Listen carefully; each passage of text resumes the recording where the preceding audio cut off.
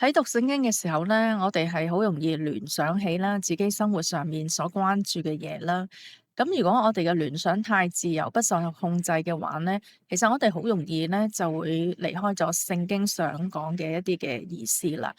咁尤其係喺沉浸式讀聖經嘅時候咧，其實嗰個嘅聯想咧係更容易咧係偏向好自由嘅，而去因此咧亦都會容易偏離咗本來經文想講嘅一啲嘅意思。咁今日咧，我哋有一個嘅讀經嘅練習啦，就係喺馬太福音第18章第1節到第5節。喺呢段經文裏面咧，門徒問耶穌：天國裏面咧，邊個係最大嘅？門徒唔係問緊咧係咩人可以進入天國，點樣可以進入天國，而係問緊咧邊個最大嘅。咁大概咧，可能因為咧當時咧天國喺門徒心裏面咧，仍然都會係諗到就係一個好具體嘅以色列嘅復國啦。咁就係好具體地嘅，喺好近嘅日子裏面咧就會發生嘅。咁當門徒聽到耶穌講天國嘅時候咧，佢亦都有自己嘅聯想啊。咁啊就諗翻，唉，嗰個天國如果真係聽日就嚟到嘅話咧，咁邊個咧就係會係最大嘅咧？我相信咧，當時門徒咧會諗起以色列國嘅時候咧，就會諗起佢哋偉大嘅先祖，就係大衛王啦。咁一個國家咧係好需要一個王嘅，最高位置亦都係嗰個嘅王啊。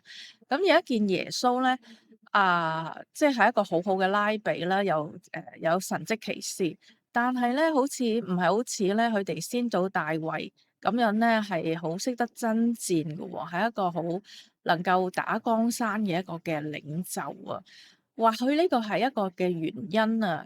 門徒咧就問耶穌：邊個係最大嘅咧？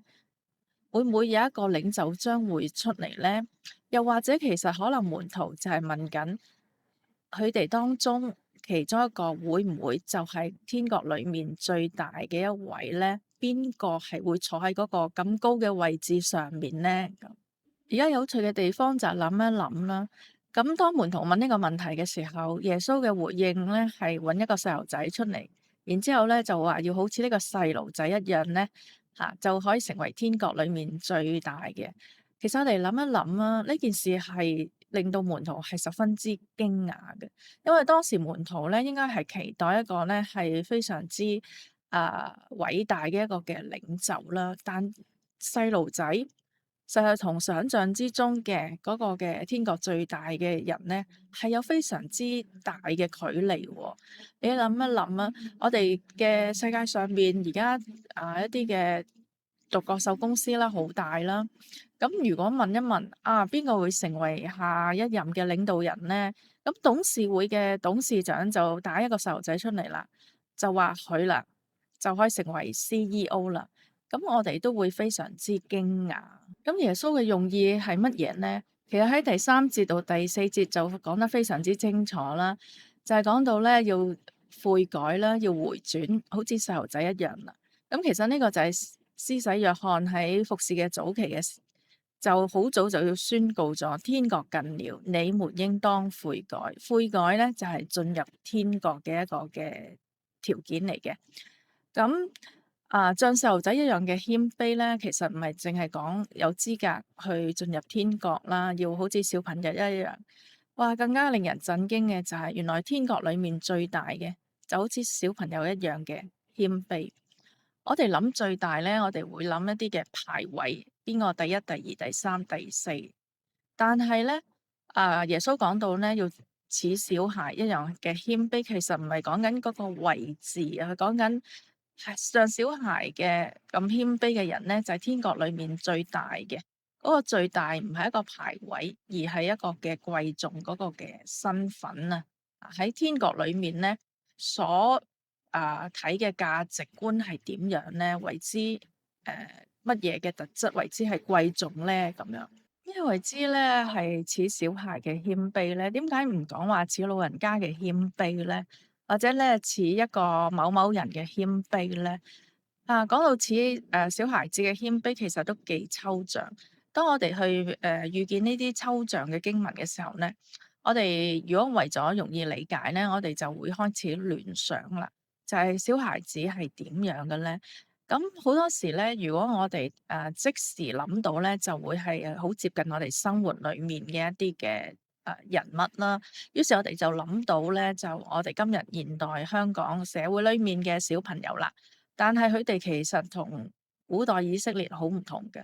咁佢哋咧，今日嘅小朋友咧，其實係好有權噶嘛，地位好高噶嘛，咁喺屋企裏面可能咧都係一個主人嚟噶嘛，咁亦都係我哋會見到啦，有唔少嘅小朋友咧，都其實唔係好謙卑嘅喎，都好誇耀自己嘅能力啦，誇耀自己嘅家庭嘅經濟狀況啦，暑假又去咗日內瓦旅行啦，去咗西班牙旅行啦，好快搶住答問題啦，即係話俾人聽，其實我真係好犀利啦咁樣。咁如果我哋嘅聯想只係去到呢啲嘅今日嘅小朋友嘅典型嗰個嘅印象嘅話，其實我哋就誒、呃、開始會偏離咗聖經講嗰個意思啦。咁所以咧，我哋去從呢個小孩子個謙卑開始聯想嘅時候，都要控制下自己咧，係睇翻咧當時嗰個經文咧講嘅時候咧，嗰個嘅處境啦，嗰個時代嘅小朋友同今日嘅小朋友唔同啦。咁我哋都要限制下自己咧，去聯想就係小孩嘅謙卑係點樣嘅咧？有乜嘢嘅情景我哋會聯想到係謙卑嘅咧？咁喺呢個時候，不如我哋用幾分鐘嘅時間，你去聯想一下，或者你去回應一下，你細個嗰陣時候如果你覺得自己係個表現係謙卑嘅嗰個時候嘅自己係點樣嘅咧？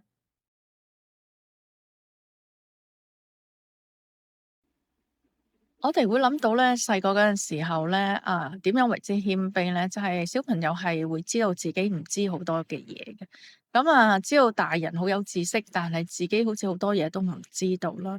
咁所以咧，小朋友越細個咧，其實佢嘅求知欲咧就應該係越強嘅。咁係好細個嘅時候，3、4歲咧就會有好多問題兒童出現㗎啦，因為佢唔知道啊嘛，唔知道佢就要問咯，問先會有答案嘅。咁好可惜咧，當我哋越嚟越知道呢個世界發生咩嘢，越嚟越多知識嘅時候咧，就會覺得自己就知道嘅嘢實在太多啦，甚至覺得自己唔知嘅嘢咧，其實係好少嘅。咁呢個就係謙卑嗰個嘅相反。咁所以咧，我哋去從聖經裏面咧去進行聯想嘅時候咧，其實我哋都要真係限制自己，唔好咧太過自由而係從經文裏面咧係睇翻究竟我哋嗰個聯想嗰個限制喺邊度咧？咁我哋就唔會太過偏離個經文所講嘅意思啦。咁好似今日嗰個經文啦。如果我哋更加明白嗰個孩子嘅謙卑係點樣嘅話咧，咁可能我哋就真係會諗到其實自己同呢個特質有幾大嘅距離咧。